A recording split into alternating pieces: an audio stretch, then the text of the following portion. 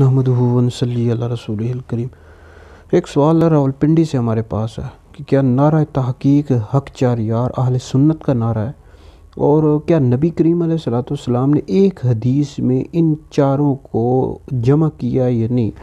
نعرہ تحقیق حق چار یار یا اہل سنت کا نعرہ ہے۔ نبی کریم علیہ السلام کے تمام صحابہ حق ہیں، عادل ہیں، جنتی ہیں، لیکن ان چاروں کی جو عظمت ہے، شان ہے، نبی کریم علیہ السلام کے تمام صحابہ سے زیادہ ہے، اور نبی کریم علیہ السلام کے تمام صحابہ سے چار افضل ہیں۔ اللہ تعالیٰ نے ان کو خلافت راشدہ بھی عطا کی، اللہ تعالیٰ نے دین کا کام بھی بہت زیادہ لیا ہے۔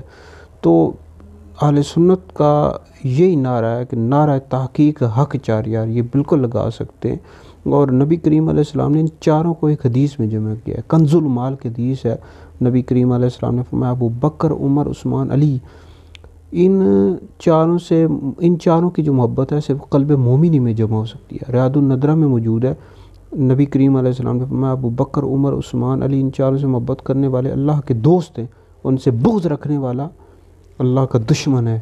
تو لہٰذا نبی کریم علیہ السلام نے ان چاروں کو ایک حدیث میں جمع کیا، اور اہل سنت کا یہی نعرہ ہے، نعرہ تحقیق حق چار یار، چاروں دین کے ستون ہیں، لہٰذا بالکل یہ نعرہ لگا سکتے ہیں، اس میں کوئی شرن حرج نہیں ہے۔